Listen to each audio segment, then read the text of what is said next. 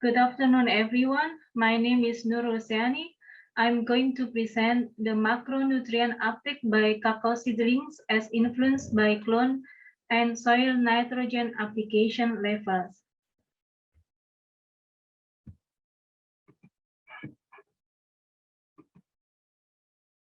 Cacao is one of the most important beverage crops after coffee and tea.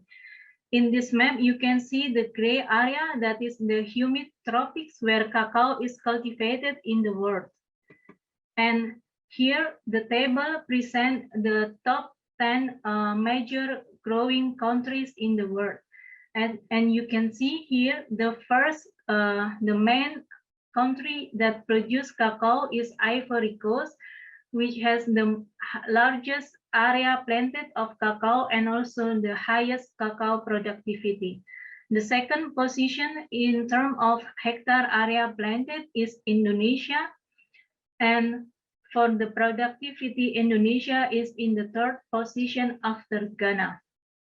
What if we look at the yield per hectare productivity? In this graph, you can see here the yield per hectare productivity for 10 measuring growing countries. And you can see here that Peru has the highest productivity with 1,000 kilogram dry bean per hectare.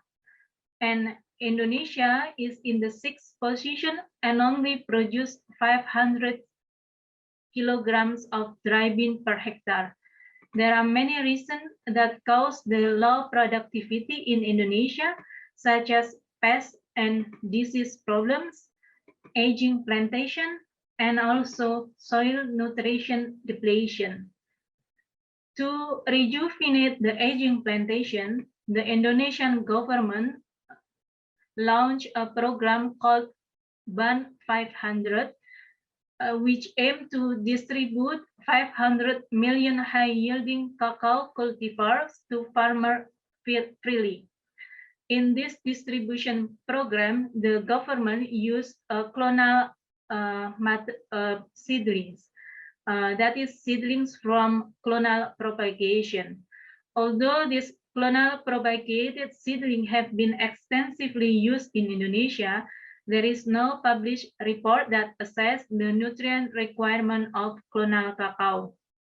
Therefore, we would like to fill in this research gap by studying the effect of clones and also nitrogen application level to the micronutrient concentration and uptake in cacao seedlings. We set up an experiment at the Indonesian Institute Coffee and Cacao in Jember. First, we are preparing the rootstock seedling from an open pollinated seed of clone MCC02, and we grew them for around 5 months. Then we grafted with 10 commercial clones in Indonesia. The clones are listed in this table, and 5 of these clones are the recommended clones from the Indonesian government for commercial cocoa plantation in the country. After that, we set up the experiment in the field in which we applied 2 levels of nitrogen. So each clone received either 0 or 2.3 nitrogen fertilizer applied in the form of urea and split in 2 times of application. The experimental design that we used was 2-factor randomized block design with clone as the main factor, the first factor, and nitrogen as the second factor. 5 months after nitrogen treatment, we did a plant sampling for macronutrient analysis. Now we are going to look at the result of the experiment, the main and interaction effects of clones and nitrogen application on nutrient concentration. Here you can see that the clone significantly influenced the phosphorus magnesium concentration in root and also significantly influenced the phosphorus, potassium, and magnesium concentration in soot. As for the nitrogen treatment, it is influenced the nitrogen, phosphorus, and calcium concentration in root, and also the nitrogen, phosphorus, magnesium, and calcium concentration in soot. We also observe a significant interaction for phosphorus in root and magnesium in root and phosphorus in soot. Then we are also looking at the nutrient uptake of this experiment. Here we can see like there is the same trend that the clone influence there was a significant influence of the clone on phosphorus, potassium, and magnesium in the root, as well as phosphorus and magnesium in soot. The nitrogen application significantly affected all root nutrient uptake for the macronutrients, and also for the soot nutrient uptake, also all were affected except the potassium. We also observe a significant interaction for root calcium. Now the question is, how is the effect of the clone? In this graph, you can see the effect of clones on phosphorus concentration in roots. Here you can see that clone ICS9 significantly differed with the other 8 clones starting from Sulawesi 1 until ICCRI9. And for magnesium, the clone also significantly differed, as here you can see that Sulawesi 2 gave the lowest magnesium concentration in roots and significantly different with 5 other clones on the right. And for the nutrient concentration in the soots, phosphorus was also affected by clone, as you can see here that Sulawesi 1 significantly differed from 3 clones, ICCRI9, Sulawesi 2, and PA300. And the clone also affected the potassium concentration in soots, in which we can see here that 3 clones on the left significantly different from 2 clones on the right. And lastly, the magnesium concentration was also affected by clones. Here you can see that 2 clones, Sulawesi 2 and TSH, significantly different from MCC02 and also PA300. What about the nutrient uptake? Here you can see that the clones significantly differ for root phosphorus, as ICS9 significantly different from 4 clones on the right. And for root potassium, here you can see that TSH also significantly different with 3 clones, KW641, Sulawesi 2, and MCC02. And for the root magnesium, there is the clone effect also significant, in which you can see that PSH858 significantly different from Sulawesi 1 and MCC02. The effect of clone also significant in the soot for the phosphorus. Here we can see that Sulawesi 1 significantly different from 5 clones on the right, starting from ICCRI9 until MCC02. And for magnesium, it is also influenced by clone, as here you can see that 3 clones on the left significantly different from 3 clones on the right. Another question which might arise, how is the effect of N application to the nutrient uptake? First, we are seeing the nitrogen concentration and uptake. And here you can see that the blue bar represents the root and the red bar represents the shoot. Here, first, we are looking at the first graph. Here you can see that the nitrogen application increased the nitrogen concentration in root and also in shoot. And for the nitrogen uptake, you can also see here that the uptake was increased by nitrogen application. Another question which might arise is like, what about the effect to other nutrients? First, we are looking at the effect to calcium.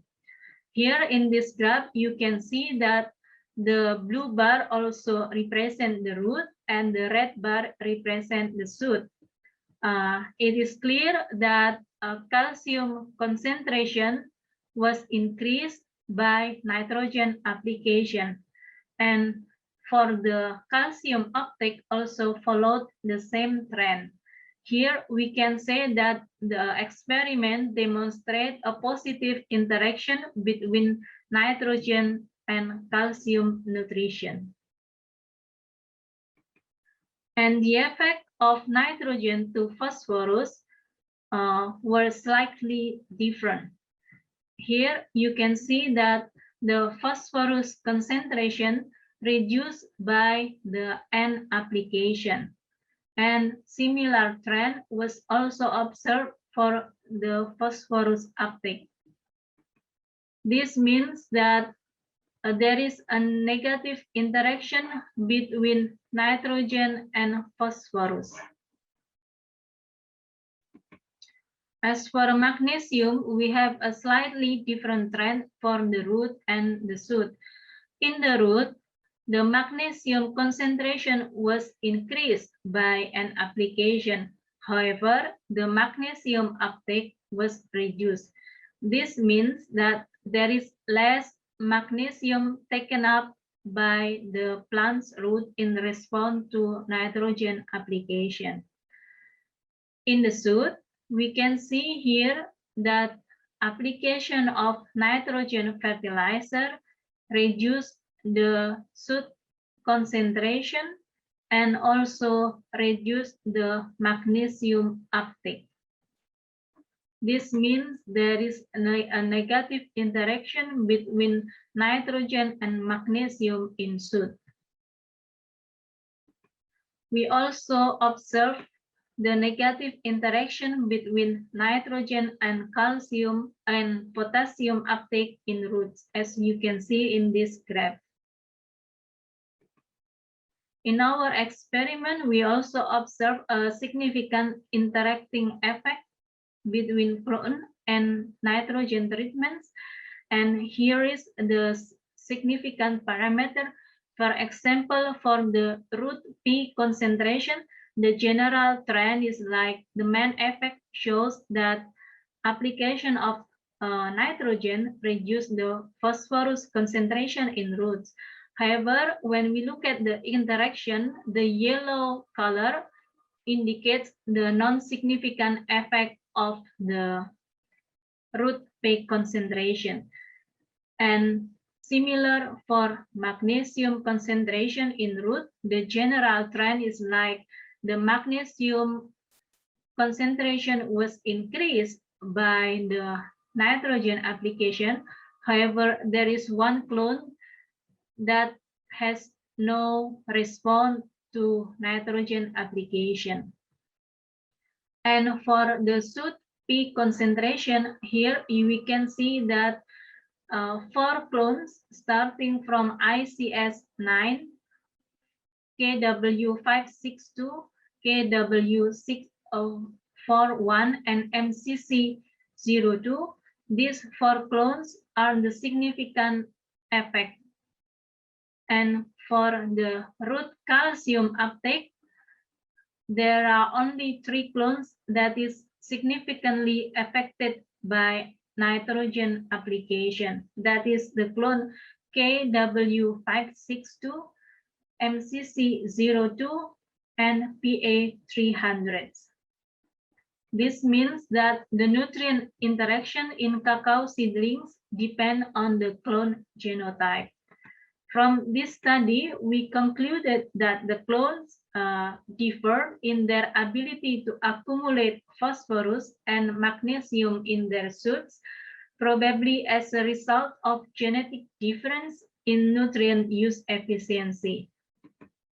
The cacao scion genotype grafted on a common rootstock can influence root phosphorus, potassium, and magnesium concentration and uptake. There was a positive interaction between nitrogen treatment and calcium concentration and uptake in cacao seedling roots and also shoots. And there was a negative interaction between nitrogen treatment and phosphorus, potassium, and magnesium in the root and shoot for concentration and uptake. Fertilizer applications in cacao seedling should be designed for specific clones, taking the nutrient and clone interaction into account. That is all my presentation. Thank you very much.